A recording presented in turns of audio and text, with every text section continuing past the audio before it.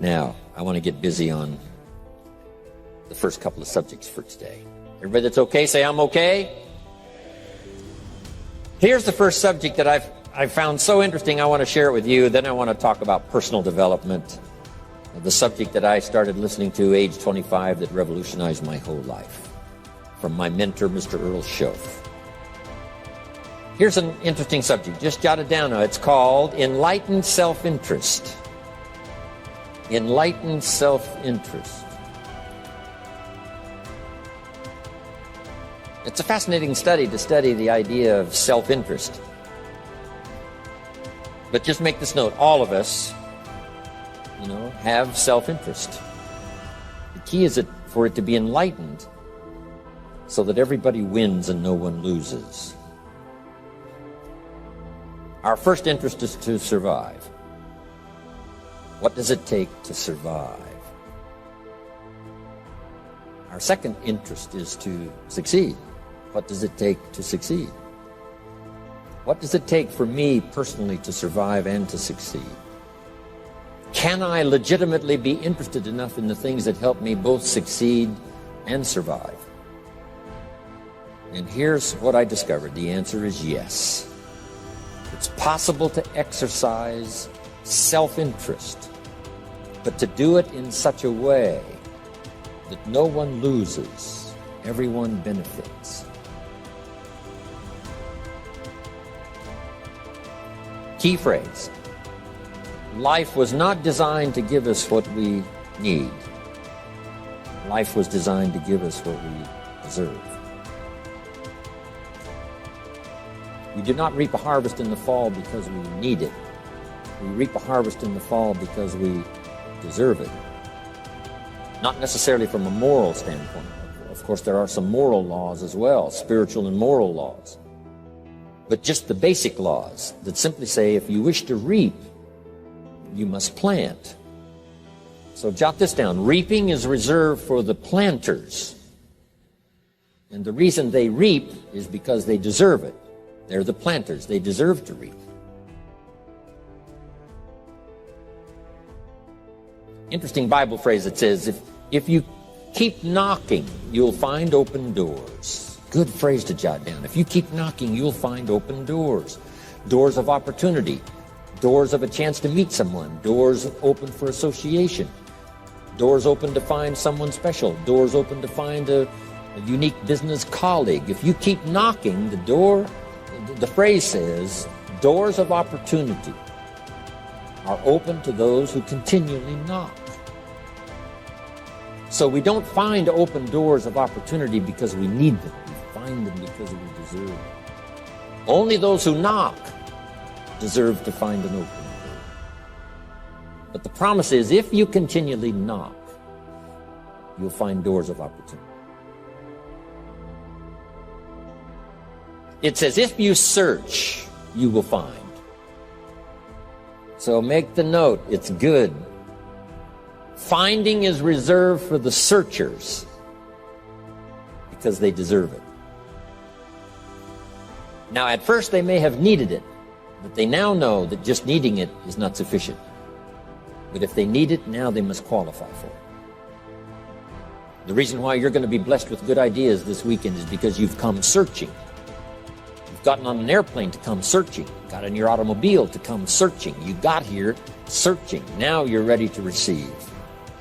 And for those who search, they will find answers. They will find plans. Imagination to stir yourself into action for future benefit. So if you search to find a good idea, you must go looking and searching. You've got to go to church. You've got to go to class. You've got to go to the seminar. You've got to go to the library. You've got to go to the books if you wish to find. Rarely does a good idea interrupt you. Rarely. But if you will search, you will find. So we get not what we need, but we get what we deserve. It says if you ask, someone has an answer. If you keep asking, the answers belong to you, because by virtue of asking, you have qualified. So we don't get what we need, we get what we deserve. The mother on welfare should be taught in some small manner that hopefully she can begin deserving the welfare check.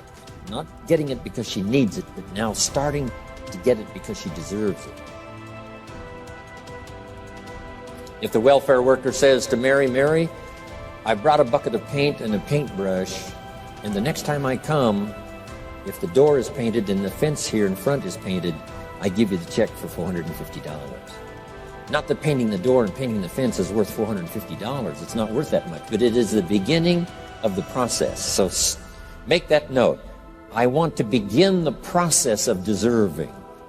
What would that be? What process should I begin engaging in to deserve good health, to deserve a good relationship, to deserve prosperity, to deserve an enterprise, to deserve the opportunity to build a city? What must I do to begin the process of deserving?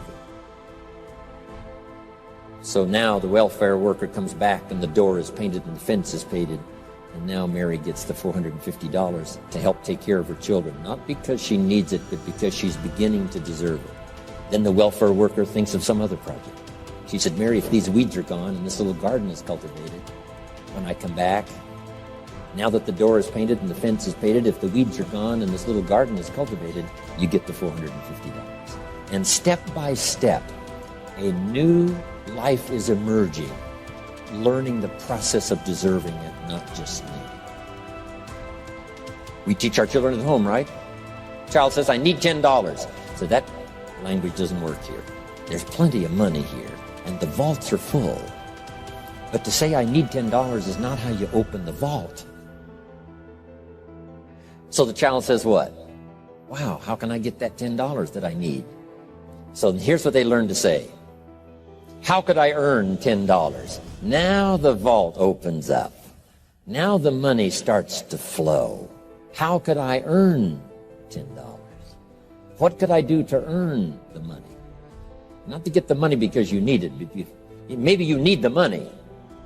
That's, all of us have needs. But here the key is to figure out how to open the vault, how to open the bank, how to open this unbelievable flow of resources to come our way. And here's the key: to deserve it, not to need it. You can't walk out to the field and say to the field, I need a crop. Here's what the field says. Here's what the ground says. Who is this clown that brings me his need but brings me no seed? So jot that down. Take your seed to the marketplace, not your need. Don't disclose your need to the marketplace, only your willingness. We'll talk about that a little later today. Because the marketplace is not interested in your need, but they are interested in your seed. They're interested in your willingness to work. They're interested in your disciplines. They're interested in your eagerness. They're interested in your vitality and your work ethic. That's what the marketplace is interested in. Not your need, but your seed. We get what we deserve. Old Testament God says, if you'll move toward me, I'll move toward you. See, that's how you get those occasions to meet God. You must make the move. God could say, you don't move, I don't move. You say, well, that's arbitrary. Well, when you're God, you can make it that way.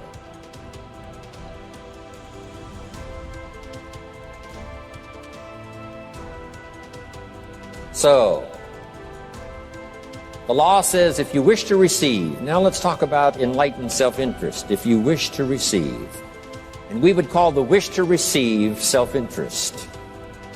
But if it's enlightened self-interest, here's what it says. I understand that in order to receive, I must give. Receiving is reserved for those who give. Receiving is not reserved for those who need it. It's reserved for those who deserve it. We deserve the receiving by giving.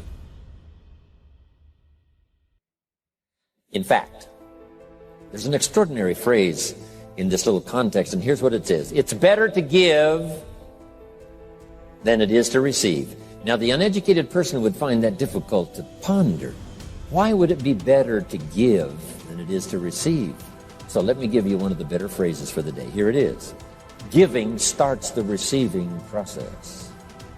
So of course it's better to give than it is to receive.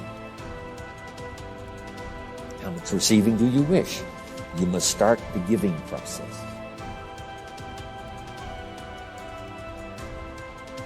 For me to receive my additional fortunes for the future, not necessarily for the money, because I don't need the money. I take the money. I don't need the money. But here's what I do need. For someone to say, a year from now, 5 years from now, Mr. Rohn, that seminar helped to change my life. And for whatever reason, I was brought here to this place for this time. And later someone says that. See, to receive that kind of thanks, it's unbelievable. Here's what you cannot buy. That kind of thanks. You can't buy it with money. You have to earn it.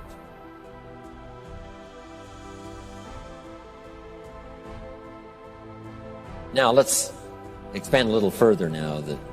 It's called the law of riches and wealth. In our own self-interest, if we wish to be rich and wealthy and prosperous and healthy and all the valuable things we can think of for the human experience, how could we get there? It's understanding the law of enlightened self-interest and the law of deserving. The question was asked in the Bible, how can we be great? What is the key to greatness?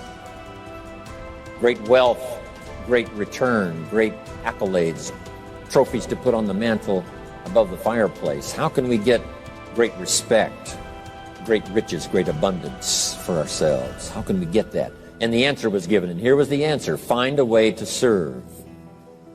Find a way to serve the many. So I paraphrase it to read this. Service to many leads to greatness. Service to many leads to greatness. Someone says, well, about the best I can do is take care of myself. That's okay. Self-care, has its own reward, but it's very limited.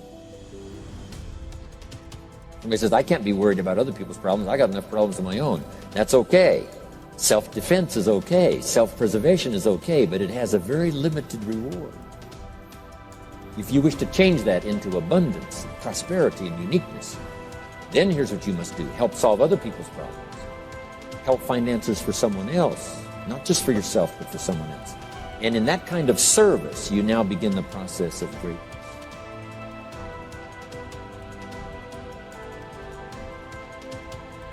Someone asked the question, how can I be ruler over many? How could I manage a lot of people? How could I be the leader of a vast movement or enterprise? Here was the answer. Nothing wrong with that wish. We call that self-interest of the highest kind. Wishing to be the manager, the ruler, wishing to be presiding over many people. Here was the answer. Be faithful when the amounts are small. Be faithful when there's just a few. Be disciplined when there's only a few. That starts to entitle you to someday be ruler over many. You say, well, if I had a big organization, I'd really run it with a strong hand and I'd be a fabulous leader. But I've only got a few and I don't know where they are. See, that's not going to work. If you wish to preside over riches, you must start when the amounts are small. Someone says, oh, if I had a fortune, I'd really take good care of it, but I've only got a paycheck, I don't know where it goes. See, not knowing where it goes disqualifies you now for presiding over the fortune. We've all heard that, right? I don't know where it all goes. Did you ever hear that expression? Oh, we'd love to have you run the company. You don't know where it all goes. Somebody says, it just gets away from me. Oh, we'd love to have you run the world, right? It just gets away from you. Somebody says it's only pennies and it's only a few. Here's where you begin to qualify for abundance and riches and greatness and respect, is to be disciplined when the amounts are small. Someone finds it unique, right, that this many people would come and hear what I've got to say for a whole weekend, but this is not where I started. I started with just a few. But I was so on fire with the few, trying to translate for them in my awkward ways back then what had happened to me. My life got changed, my income got changed, my health got changed, everything got changed for the better. And now I've lived the most extraordinary life. But it started with my passion for just a few, to translate for just the few. Someone says, well, there's just a few here. You know, does this meeting matter when there's only a few? And the answer is yes. Jot this down. You never know who's in the audience, whether it's a few or 1,000 or whatever. But you got to be faithful when there's just a few. Tell your story when there's just a few. Be just as passionate about ideas that can change someone's life when there's just a few. Now you begin. You're not fully qualified, but you begin the qualification to someday speak to many. Someday preside over a vast crowd. Someday be the manager or the leader of millions. It starts in those early days to deserve it. Now, jot this down. Also give yourself a chance to change. Some things I held on to that I thought this was it. I'm telling you, after a while I gave it up, found out it wasn't it. So give yourself a chance to change. Refine your philosophy. Refine your direction. If you'll give yourself a chance to do that, here's what will happen down the road a ways. A new door will open that you haven't discovered before. Give yourself a chance to change. Reevaluate.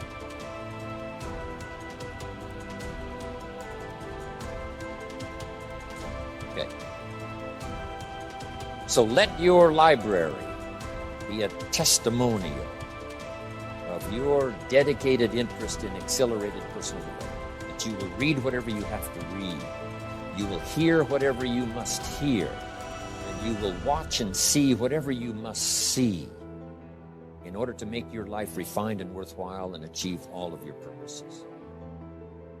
That's what I want this stopping station to be these 3 days.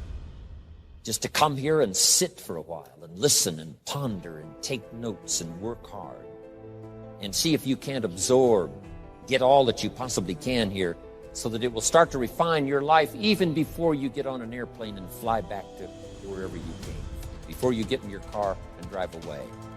What we share with you here, with whatever, all the rest that you've learned, this will be a catalyst to start a process even before you get home and start working for you. Some of you are going to set some goals. We're going to do the workshop tomorrow, designing the next 10 years. Hopefully you'll come up with some new promises, some new objectives, some new ideas. And by the time we're finished here, these 2-3 days, I'm telling you, you'll see yourself able to accomplish 2 times, 3 times, 5 times more than you ever thought was possible, which will make this cost of this seminar a small price to pay. And hopefully it'll make the time you spent here a small price to pay compared to making this an investment in your future, in what will flow in terms of money and income and return and reward and respect and dignity and accolades, trophies, all the stuff that can be yours. A marriage that lasts forever, a friendship that nourishes you forever, things that you'll find that you'll keep and treasure for a lifetime. Hopefully this is one of those weekends. It takes a lot of effort to learn. It takes a lot of effort to grow. It takes a lot of effort to decide and debate. But jot this down. It's all worth the price. Whatever stimulates you to think, whatever stimulates you to wonder, whatever stimulates you to react or even to debate, even if you hear something you say, well, that's not right, see, that's still valuable. It means you're awake. It means you're alert. It means you're alive. It means your mind is ready to take on something, whether it's agreeable or not agreeable. Something right, something wrong. Who cares what it is? We've got to listen to a variety of voices. And some are going to come from the left and some are going to come from the right. And some are going to come from mysterious sources. And some will try to entice you with all kinds of stuff. But that's okay, just so you're alive and alert and awake, ready to process anything that comes your way. Take the best of it and make it beneficial for you, so that tomorrow you walk with a stronger step. Next month you see a clearer vision. And a month from now, the purpose for your life is multiplied by 2, 3, 5. That's what I want to create. So, now, to hurry and get through, because we have so many subjects to cover, let's cover now some other things under personal development.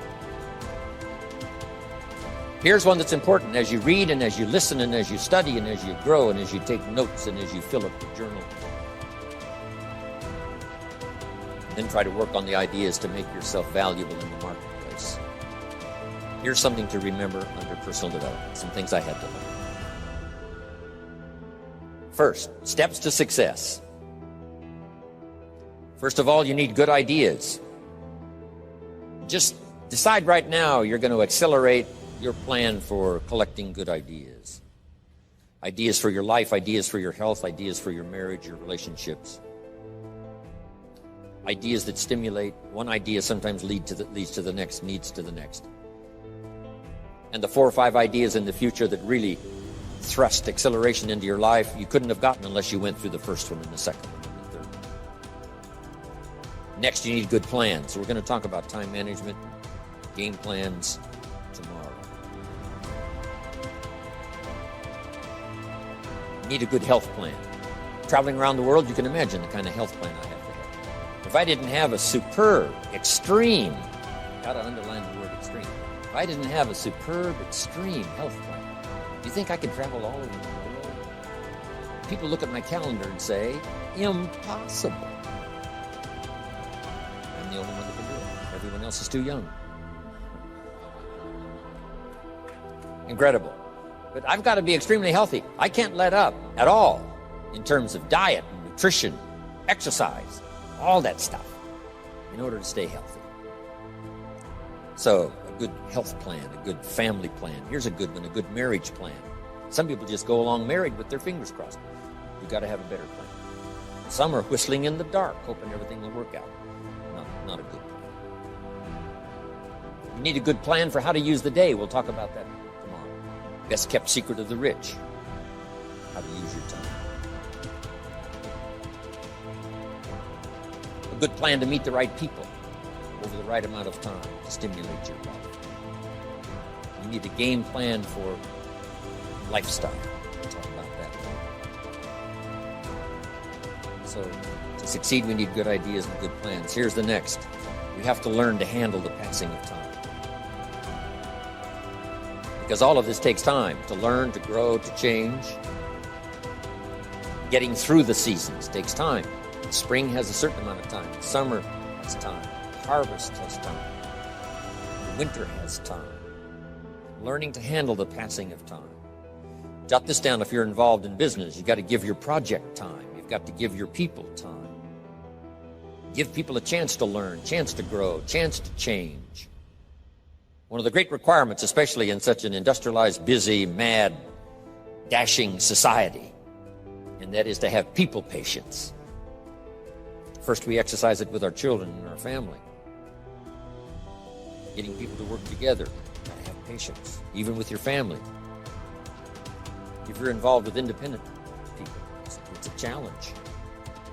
It's like herding cats, trying to get them to work together. Herding sheep is easy. They very quickly get going in the same direction. But try herding cats. It's like your children. Different ages and different personalities and different opinions. To get the family all going the same direction, kind of working together to make things work, I'm telling you, it is a challenge.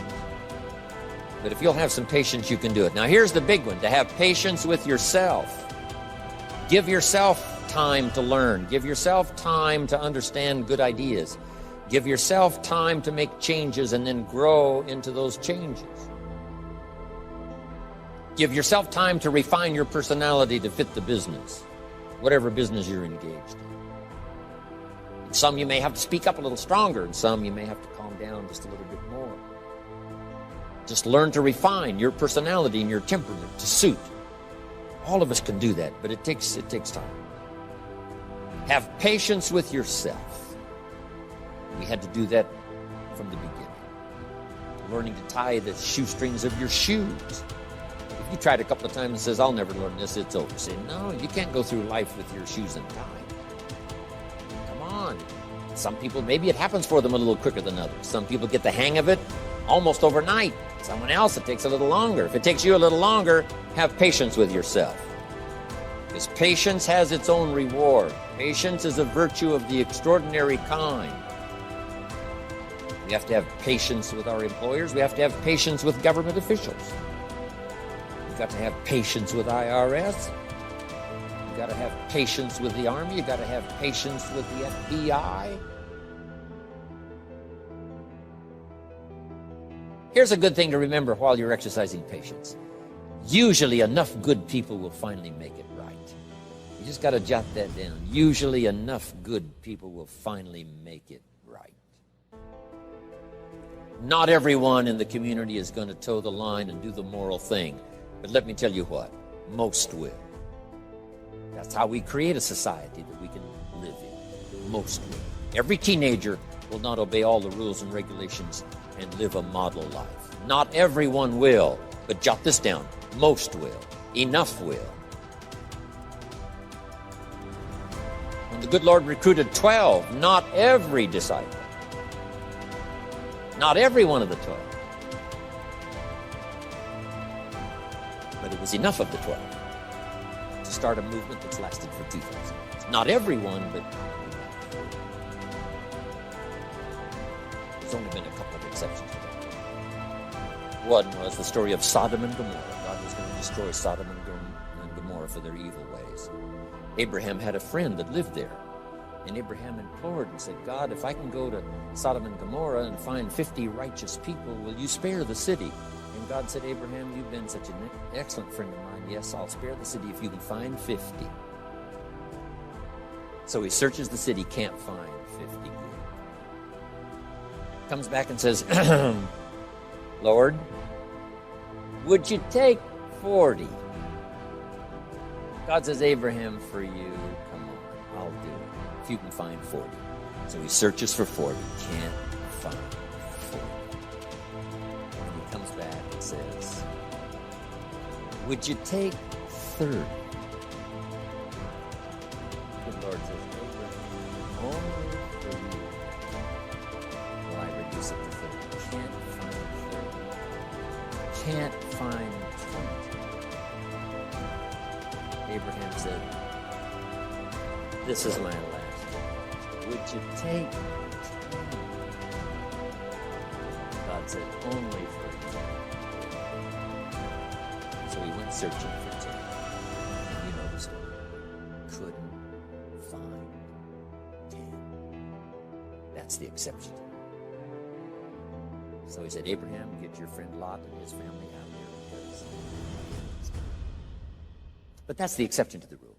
So jot down the general rule. Most will. In a civilized society, most will obey the rules.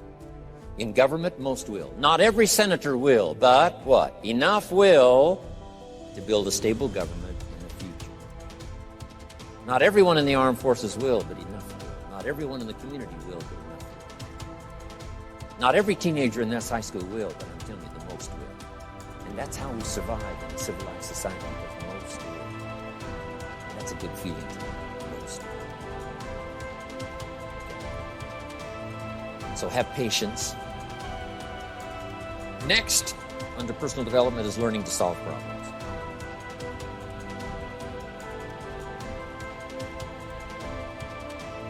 By the way, having patience with the seasons takes time to develop the crop.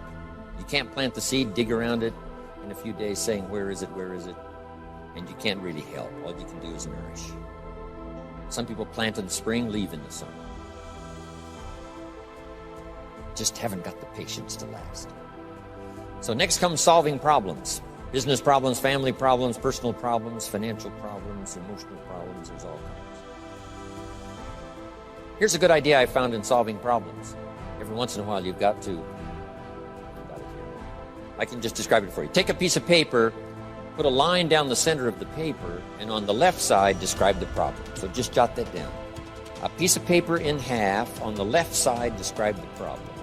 Sometimes it's a good idea to take a problem out of your head and put it on paper. We'll talk a little bit more tomorrow about how to think on paper. This is one of the ways to think on paper. Our mind usually is too busy sometimes to sort things out. So if you take it out of your mind, put it on paper, what is the problem? And you just describe to the best of your ability what the problem is. And then ask this question, is that all of it? Because if you're going to prescribe something for the problem, you need to know what all of it is. When you've got it all listed, on the other side now of the paper is called answers and solutions. Problem on one side, answers and solutions on the other side. And now let me give you 3 questions. 3 questions that can help solve most any problem. Here are those questions. Number 1, what could I do? So just jot that down. What could I do? Then you start developing what we call working papers. And the working papers consist of making a list of the things you could do to solve this problem. Number one, and you say, well, number one would take too long. I can see that right now. Let's go to number two. Maybe that's the answer. Number three, no, that isn't it. And let's say you've got several points now and you've done your best to try to solve the problem yourself and you can't solve it yourself. Here's the second question. What could I read? Maybe somebody spent a lifetime researching the problem you've got, and they've got some excellent answers from a lifetime of research. Maybe in your own journal you've taken notes before on something. You say, hey, I remember a class I took. Seems like there were some answers there, so you go back, do a little research. So under number two is research. And if you search, what? You will find. If you research, you will find. Search and research.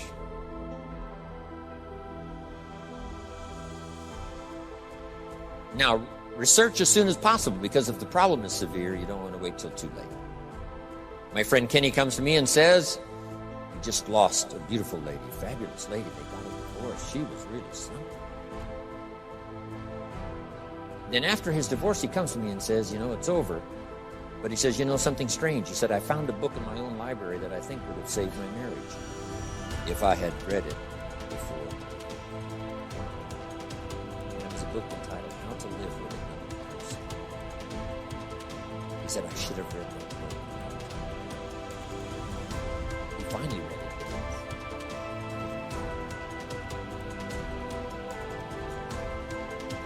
Like reading a book on nutrition after you have a heart attack. That's good.